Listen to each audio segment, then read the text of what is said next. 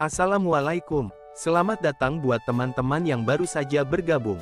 Jangan lupa klik subscribe, agar kalian tidak ketinggalan informasi bansos dari channel ini. Buat teman-teman yang sudah subscribe dan like video ini, saya ucapkan terima kasih. Semoga kalian sehat selalu, dan dilancarkan rezekinya. Amin ya robbal alamin. Dalam perundingan misalnya Indo-Pacific Economic Forum, jadi tentu terkait dengan supply chain, terkait dengan labor regulation, kemudian terkait dengan pembentukan perundang-undangan di DPR, kemudian berbicara mengenai fair economy. Fair economy termasuk di dalamnya adalah anti corruption. Nah, anti corruption ini sangat terbantu dengan Indonesia sudah masuk menjadi FATF, sehingga kita sudah comply di sana. Kemudian yang berikut adalah terkait dengan green economy. Nah, green economy kan dalam keputusan Indonesia yang memimpin APEC, memimpin G20 maupun ASEAN, itu agenda green economy-nya jelas. Ada kita PGII yang di-launch di Bali, kemudian ada juga JETP, kemudian juga ada berbagai program lain. Nah, tentu ini semuanya sejalan dengan nilai-nilai dalam OECD. Sehingga tentu nanti kita baru tahu teknisnya adalah sesudah bulan Mei nanti. Di situ mulai dimunculkan roadmap, tapi Indonesia membuat target, ya kalau bisa sih tidak lama-lama, 2-3 tahun bisa diselesaikan. Terima kasih. Pak, Lydia dari CNN, Pak, terkait yang BLT untuk yang kemarin. Lydia Pak dari CNN, terkait BLT tadi kan Bapak bilang kalau yang 600.000 cairnya itu di semester ini, boleh dirinci nggak Pak kira-kira pekan depan atau kapan gitu Pak? Karena kan kemarin Bapak bilang sebelum memasuki bulan Ramadan ya Pak. Ya mungkin sebelum Lebaran. Jadi nunggu sidang isbat dulu. Beberapa hari lalu juga kan Bapak habis rapat ya Pak dengan Kementerian SDM terkait Perpres 191 Pak. Nah kita kan tahu ini udah pembahasannya udah lama ya Pak ya, karena itu untuk mengantisipasi subsidi yang nggak tepat sasaran. Nah kemarin hasil rapatnya itu poinnya seperti apa ya Pak? Kalau bisa boleh dijelaskan Pak, dan kapan sih Pak revisi Perpres itu bisa diterapkan? Ya kita lagi finalisasi. Jadi finalisasi tentu dengan berbagai kementerian. Yang penting dua hal, tepat jumlah dan tepat sasaran. Ya, ada lagi? Selamat siang Pak Erlangga, saya Trian Pak dari IDN Times. Pak, untuk terkait dengan bansos pangan Pak, kan memang sejauh ini dari akhir tahun sendiri sudah digelontorkan. Namun survei dari Spending Mandiri Index justru menunjukkan bahwa tabungan dari masyarakat bawah itu terus turun Pak, dibandingkan 2022 Pak. Sebenarnya seberapa efektifnya sih Pak untuk bantuan-bantuan pangan itu untuk mencegah adanya pemburukan dari sisi tabungan di masyarakat kelas bawah? Kemudian terkait dengan kesepakatan Australia dan Indonesia Pak, kan tadi disebutkan bahwa ada di IV ya Pak, kemudian kan ada juga di IKN Pak. Nah sejauh ini Australia itu berniat untuk membangun apa Pak di IKN? Kemudian nilai investasinya berapa dan kapan untuk direalisasikan? Satu lagi Pak, terkait makan gratis Pak, kan ini masih jadi isu liar ya. Dan kemudian karena di berbagai asosiasi buruh juga Pak menolak Pak rencananya, karena Bapak kemarin sempat menyampaikan bahwa akan menggunakan dana BOS ya Pak, dan itu merespon negatif Pak dari para buruh Pak. Sebenarnya itu nanti skemanya akan seperti apa Pak, dan anggaran yang memang akan digunakan itu berapa persen? Mungkin jika ada dari BOS itu akan berapa persen sih Pak? Terima kasih.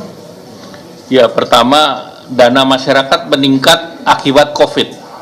Jadi harus jelas bahwa dana DPK kita mengalami kenaikan selama COVID dari 2020, 2021, 2022. Nah, masuk tahun 2023 mulai normal. Sehingga tentu dalam situasi normal dapat dipastikan bahwa dana pihak ketiga dari perbankan sudah mulai turun. Nah, pemerintah sendiri membuat berbagai kebijakan, antara lain PPN DTP, PPN ditanggung pemerintah untuk otomotif, dan PPN ditanggung pemerintah PPN untuk properti, dan juga sekarang ke depan PPN terkait dengan mobil listrik. Jadi tentu pemerintah mendorong spending karena salah satu pertumbuhan ekonomi di Indonesia tergantung dari konsumsi masyarakat. Kemudian yang berikut terkait dengan IKN, ya tentu berbagai sektor karena Australia punya banyak kemampuan dalam pengembangan green cities, kemudian juga untuk smart cities, kemudian juga digitalisasi, dan yang paling penting kemarin yang kita bahas adalah universitas. Kita butuh universitas kelas 1 yang untuk berada di IKN. Jadi kita tahu bahwa ranking universitas kita rata-rata di atas 200, dan ranking universitas yang kita mau dorong diharapkan bisa meningkatkan kemampuan di dalam negeri. Oleh karena itu kemarin waktu Pak Presiden ke Amerika, Stanford University juga akan masuk ke Indonesia termasuk di IKN. Kemudian kemarin dengan Central Queensland University itu mungkin studiesnya terkait dengan sustainable development dan yang lain ini yang sedang dalam pembahasan. Tapi kita juga tentu tahu bahwa perguruan tinggi internasional mau beroperasi dengan mereka miliki sepenuhnya, dan Indonesia tidak keberatan karena ini diharap kalau universitas dan profesornya mengajar di Indonesia, maka lebih banyak lagi anak Indonesia yang bisa belajar dibandingkan dengan sistem yang sekarang hanya keluarga tertentu atau middle up ke atas yang menikmati pendidikan di luar negeri. Sehingga kalau kita tarik ke sini, pemerintah juga bisa memberikan stimulan dalam bentuk LPDP. Jadi itu tujuannya, dan di mana-mana ibu kota negara ada partner universitas. Karena dalam setiap kebijakan publik kan kita selalu harus ada stakeholder daripada kalangan akademisi. Nah, kemudian yang terkait dengan makan gratis, tentu yang kemarin dilakukan adalah simulasi. Jadi simulasi itu ya masing-masing daerah yang melakukan. Tadi saya menerima bupati daripada Merauke dan juga mengirimkan undangan. Kalau di sana namanya tadi gerakan makan ikan ya. Jadi beda lagi. Itu semua inisiatifnya adalah dari daerah, dan kami di sini hanya belanja masalah aja. Jadi bagaimana nanti membuat kebijakan yang bisa dilakukan secara tepat sasaran, tepat jumlah, dan bisa dimanfaatkan oleh para pelajar.